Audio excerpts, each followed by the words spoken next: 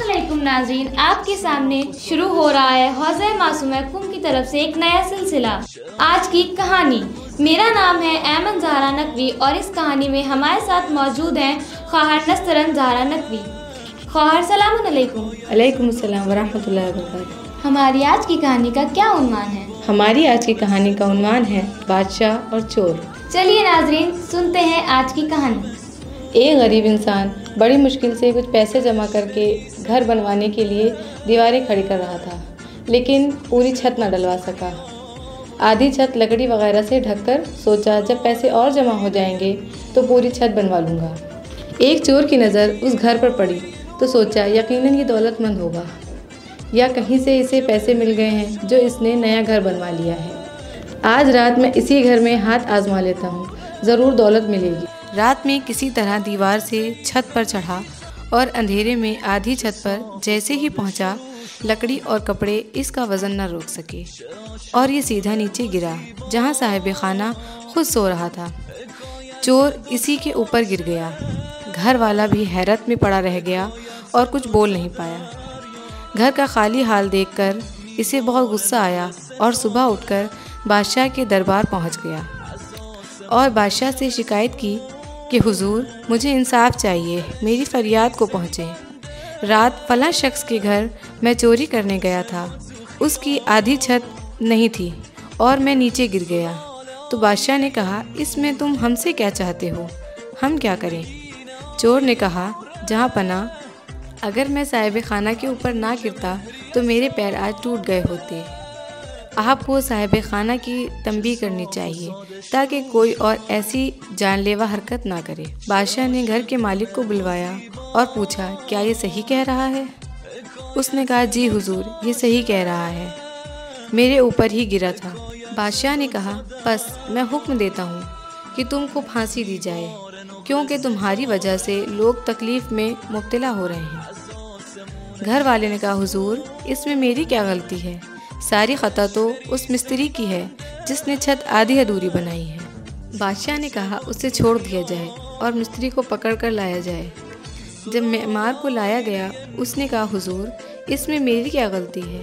जितना मुझे पैसा दिया गया उतना ही तो बनाया जाएगा। आप हम सबको सज़ा देना चाह रहे हैं। असल चोर सज़ावार है, उसे सज़ा देकर किस्सा ख़त्म करें। बादशाह ने कहा, बात सही है, चोर को ही सज़ा मिलनी चाहिए। चोर को पकड़ कर लाते हैं और फांसी पर लटकाते हैं तो चोर इतना लंबा होता है कि फांसी से उसके पैर ज़मीन में लटकते हैं और सही से वो लटक नहीं पाता। जल्लाद बादशाह के पास आता है और बताता है कि जहाँ पना, चोर बहुत लंबा है, फांसी पर लटक नहीं पा रहा है। बादशाह ने कहा, तब मुँह क्या देख रहे हो? किसी ऐसे को पकड़ कर लाओ जो इस पर लटक सके, किसी छोटे को पकड़ कर लाओ।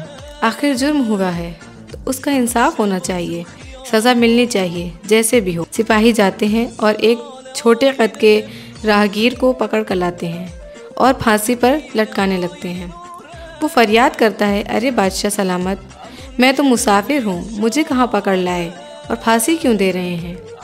सारा माजरा सुनने के बाद ये शख्स समझ गया कि ये सब अहमक हैं, कम अक्ल हैं, इनसे निजात पाना मुश्किल है। ऐसे तो उसने कहा, अगर यही बात है कि चोर लंबा है तो फांसी की जगह पर थोड़ा सा गड्ढा खोद दिया जाए, वो लटक जाएगा और असल मुजरिम को सज़ा भी मिल जाएगी, इंसाफ भी हो जाएगा। बादशाह ने कहा, ये बात मुझे पसंद आई, चोर को गड्ढा खोदकर फांसी पर चढ़ा दो। अब चोर को पकड़कर फिर लाते हैं। जब चोर ने देखा कि अब तो बच पाना मुश्किल है तो चिल्लाने लगा, आप सबको कसम है, जल्दी से हमें फांसी पर चढ़ा दें, जल्दी गड्ढा खोदें, जल्दी रस्सी लाओ, भाई जल्दी से हमें फांसी पर लटका दो। बादशाह सलामत, इनसे कहें जल्दी करें, अब हमसे यहाँ नहीं रहा जा रहा है, जितनी जल्दी मुमकिन हो रस्सी खींचें और मैं इस दुनिया से रुखसत हो जाऊं। बादशाह ने हैरत से कहा, अरे तुमको फांसी हो रही है और तुम जल्दी जल्दी कर रहे हो? वो हंसकर बोला, कुछ माजरा ऐसा है कि अब मैं यहाँ आपके दरबार में देर नहीं कर सकता, मुझे ऊपर जाना है बहुत जल्दी। बादशाह ने पूछा, माजरा क्या है आखिर? उसने कहा, अभी अभी मुझे खबर लगी है कि जन्नत के बादशाह का इंतकाल हो गया है। उसने वसीयत किया है कि जो सबसे पहले मर के आए उसे मेरी जगह बादशाह बना दिया जाए। اس لیے میں چاہتا ہوں کہ سب سے پہلے مجھے موت آ جائے۔ بادشاہ تھوڑی دیر سوچنے لگا، اتنے چھوٹے سے ملک کی بادشاہت سے بہتر تو جنت کا بادشاہ ہونا ہے، کیوں نہ میں ہی وہاں کا سلطان بن جاؤں۔ پھر سر اٹھا کر بولا، اچھا میرے ہی دربار میں مجھ سے ہی چالاکی۔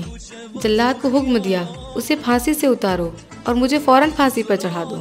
اس طرح کم عقلی اور لالچ انسان کی زندگی کو دوبھر کر دیتی ہے، اور وہ نہ دنیا کا رہتا ہے اور نہ ہی آخرت کا۔ اس لیے ہمیشہ عقل سے کام لینا چاہیے اور لالچ سے بچنا چاہیے۔ ناظرین، امید ہے آپ کو یہ ہماری کہانی پسند آئی ہوگی۔ ہمارے چینل کو سبسکرائب کریں، ویڈیو کو لائک کریں۔